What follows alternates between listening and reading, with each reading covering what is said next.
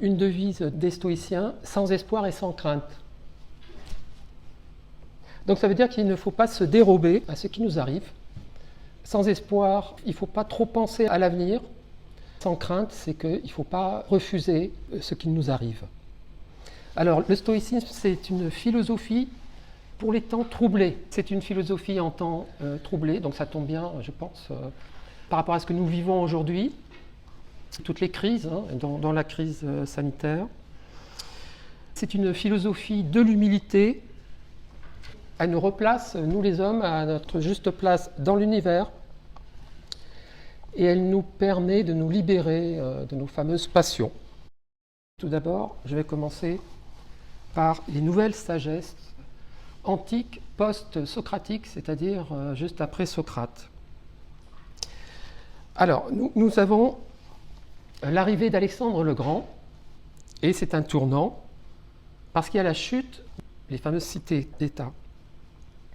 C'est une période trouble, car c'est la fin des cités autonomes avec l'arrivée de l'Empire. La fin des cités, les cités en grec, c'est polis. En grec, ça veut dire cité et ça donnait politique.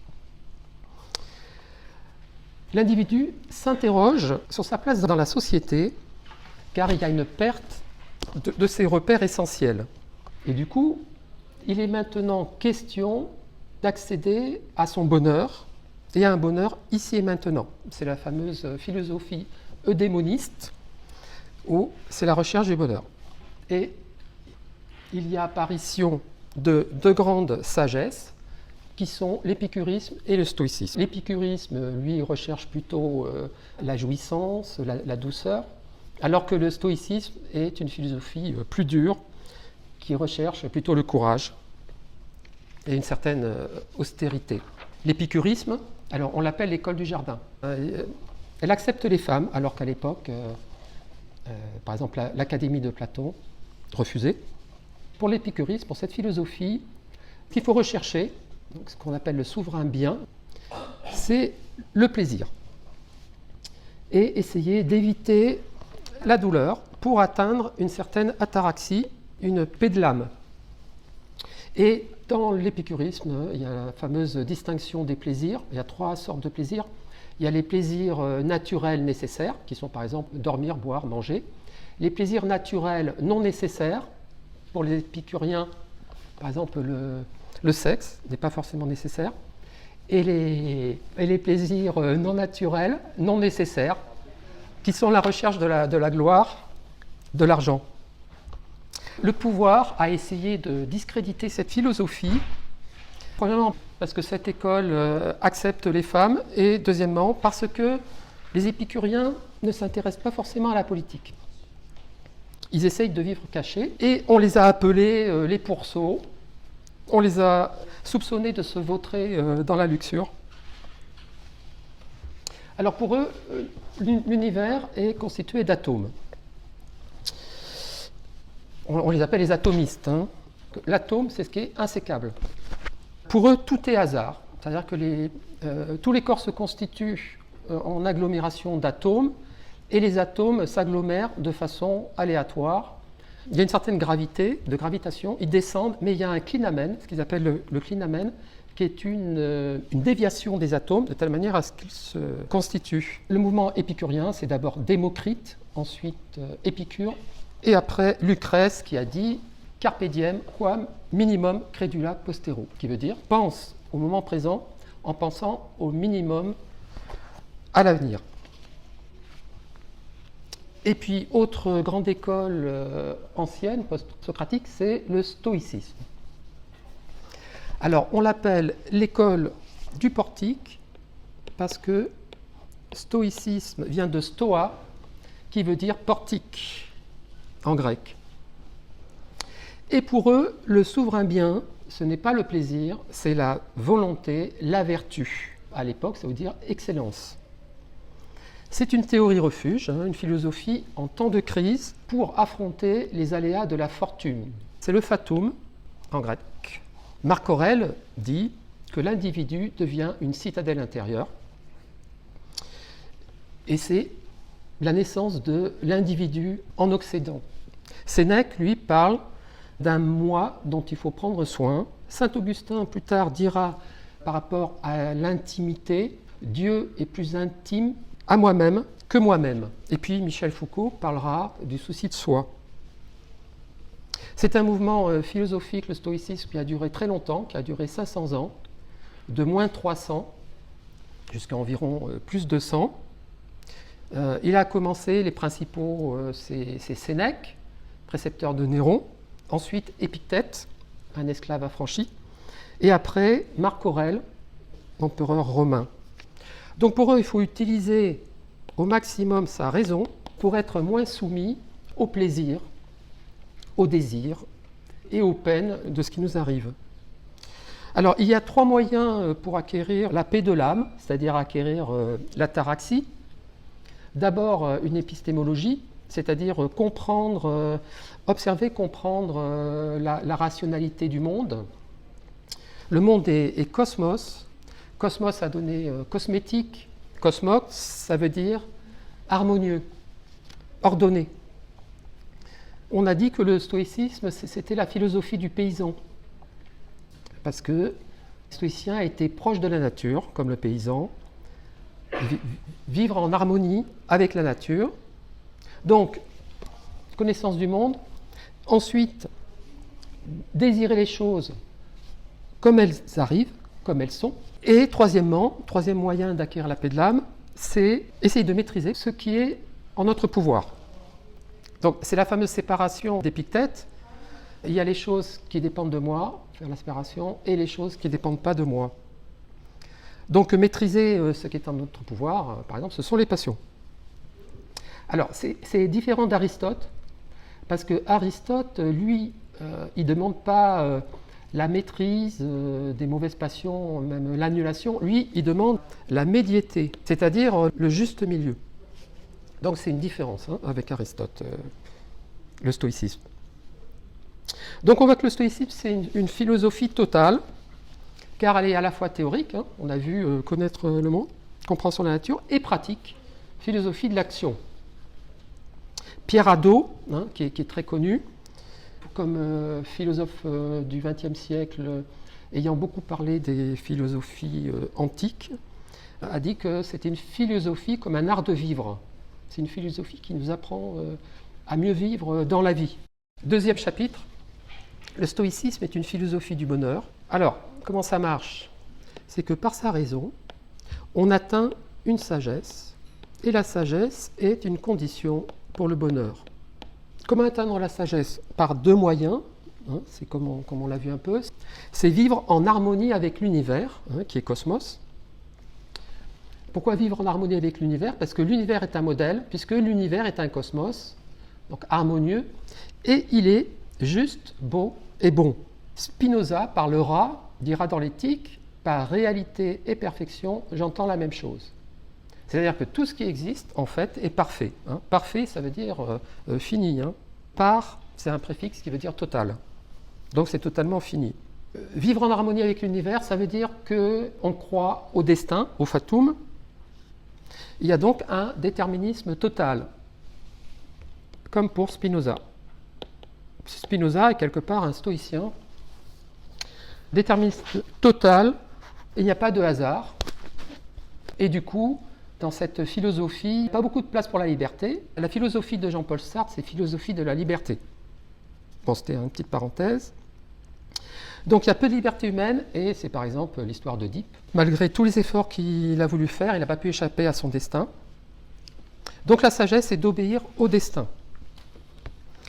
Et ensuite, pour atteindre la sagesse, il faut essayer de rechercher la paix de l'âme, donc l'ataraxie, en essayant de maîtriser ses passions par la volonté.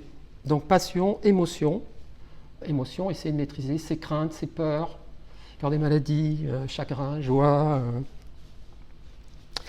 Car, pourquoi? Les passions sont changeantes. Si on ne les maîtrise pas, on subit, on pâtit. Donc pâtit, passion, ça donne pâtir. Et alors que le bonheur, lui, si on veut essayer d'atteindre le bonheur, eh bien, ça va être un problème, puisque le bonheur, par définition, c'est sérénité, c'est un état durable, à la différence de la joie. La joie, ce sont des moments de bonheur, donc des moments, donc du coup ça ne dure pas, alors que le bonheur c'est un état stable. Il s'agit donc de remplacer les passions par ce qu'on appelle la liberté intérieure, qui est de ne pas se laisser gouverner par ses émotions. Cette distinction essentielle, fondamentale du stoïcisme, qui a été surtout décrite par Épictète, cet esclave affranchi, qui était très stoïcien, qu'est-ce qu'il a dit? Il y a ce qui dépend de nous et il y a ce qui ne dépend pas de nous. Il dépend de nous, par exemple, de travailler pour essayer de réussir, et il ne dépend pas de moi, par exemple, l'endroit où je suis né, ma génétique, les lois qu'on me fait subir. Comment discriminer? Marc Aurèle, je cite, « Donne-moi le courage de changer les choses que je peux changer, la sérénité d'accepter celles que je ne peux pas changer et la sagesse de distinguer entre les deux. » Alors, les choses qui ne dépendent pas de nous, eh bien, c'est ce que les stoïciens appellent ce sont les faits. C'est un appel à l'humilité et à ne pas être dans ce qu'on appelle l'hubris. Les choses qui ne dépendent pas de nous, ce sont les faits, les lois de la nature, comme la gravitation. Parfois, je ne comprends pas, mais je dois me plier à l'ordre des choses et je dois accueillir. Moi, je préfère dire accueillir plutôt qu'accepter. Accepter, ça veut dire qu'on est d'accord, quelque part. Donc, on doit accueillir ce qui nous arrive si on ne peut pas le modifier. Il ne sert à rien de se résister. Par exemple, la pluie. S'il pleut et que j'ai décidé de sortir, me promener, eh bien, si je veux sortir, je prends un parapluie. Ils ont une petite formule, les stoïciens. Ils disent que nous sommes comme des petits chiens en laisse derrière un char qui est en mouvement. Et si le petit chien, s'il essaye de résister, il va avoir les pattes qui vont être en sang. Et donc, il a tout intérêt de suivre le char. Il ne peut pas faire autrement. Une citation, « La liberté consiste à vouloir que les choses arrivent non comme il te plaît, mais comme elles arrivent. » Le stoïcisme nous rendra libres.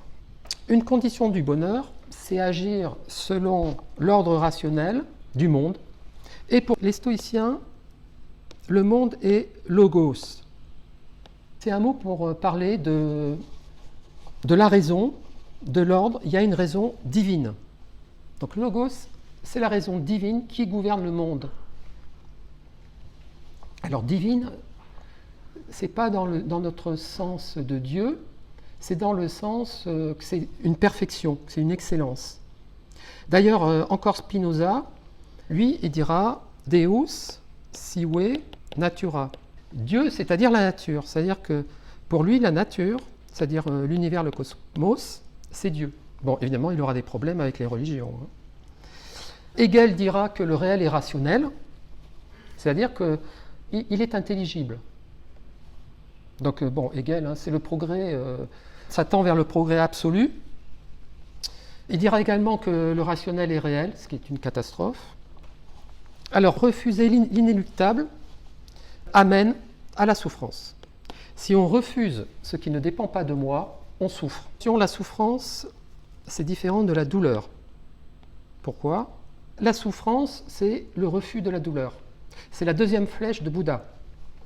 Bouddha dit que quand il y a une douleur qui nous advient, c'est une première flèche, et le fait de refuser cette douleur, c'est comme si on recevait une deuxième flèche. Boris Cyrulnik dira que pour qu'il y ait traumatisme, il faut frapper 2 fois. Il y a la douleur qu'on reçoit et ensuite il y a toute la mécanique qu'on met en jeu pour se remémorer le traumatisme, ça le réactive, etc. Donc pour les stoïciens, le monde, la nature, l'univers n'est pas notre ennemi, mais notre ennemi, c'est souvent nous-mêmes, avec nos interprétations. L'homme appartient à la nature et il faut accueillir le fait que nous ne sommes pas au-dessus de la nature, comme a commencé à dire Descartes, en disant que nous sommes comme maîtres et possesseurs de la nature. Spinoza dira que l'homme n'est pas un empire dans un empire. La devise des stoïciens, une autre, c'est vivre une vie conforme à la nature. Et à la différence de Darwin, pour les stoïciens, il n'y a pas un rapport de compétition entre les habitants de la nature. Aristote dira que l'homme est un animal politique, il doit vivre avec les autres et vivre dans la nature. Les choses maintenant qui dépendent de nous, pour terminer, les choses qui dépendent de nous, ce sont justement nos représentations, c'est-à-dire nos jugements sur ce qui se passe. Citation d'Épicure, « La mort n'est rien pour moi, quand je suis là, elle n'est pas là, et quand elle est là, je ne suis pas là. » Ça veut dire, c'est un sensualiste, c'est sensation. Quand on est mort, on n'a plus de sensation. Donc, on n'est pas impacté. De notre vivant, on ne rencontre pas la mort. Et du coup, il dépend de nous de ne plus être dépendant de ce qui ne dépend pas de nous. Le stoïcisme n'est pas un pessimisme, en fait, car l'individu a le choix. Pour résumer, le stoïcisme, c'est une sagesse qui dit oui à la vie. Consentir au destin de façon paisible, du coup, c'est une réconciliation avec le monde, avec la vie, qui est en opposé avec le monde des tragédies grecques. Parce que le fatum pour les Grecs, c'était la vengeance. C'était les dieux qui se vengeaient. Par exemple, Oedipe, malheureusement, sans faire exprès, il a tué son père et puis s'est marié avec sa mère. Mais c'était les dieux qui se vengeaient. Alors que pour les stoïciens, et ensuite pour Spinoza, Nietzsche, l'univers ne se venge pas, en fait. Il y a juste une relation de cause à effet. C'est la fameuse formule des stoïciens, amor fati, qui veut dire « aime ton destin ». Il faut l'aimer parce qu'on ne peut rien contre la nature, y adhérer. C'est la seule solution. Vouloir ce qui arrive pour en être comblé. Nietzsche va reprendre amor fati, mais ce n'est pas de lui. Et pour lui, il faut même considérer comme beau ce qui arrive dans la nécessité. Même le chaos, même les mauvaises choses, il y a une beauté parce que c'est irrémédiable, ça doit arriver. Donc pour résumer, c'est une sagesse de l'acceptation de la souffrance qui est inévitable dans le monde. Il faut apprendre à l'endurer, d'où l'expression stoïque, alors que les chrétiens, eux, ils ont une espérance dans l'au-delà, dans l'autre monde, et du coup, eh bien, ils n'essayent pas d'éviter la souffrance. Pour terminer, Descartes, changer nos désirs plutôt que l'ordre du monde. Et puis Nietzsche, ce qui ne me tue pas me rend plus fort. C'est-à-dire s'endurcir. Et même il parlera d'une certaine algodicée. Algo, la souffrance, algique.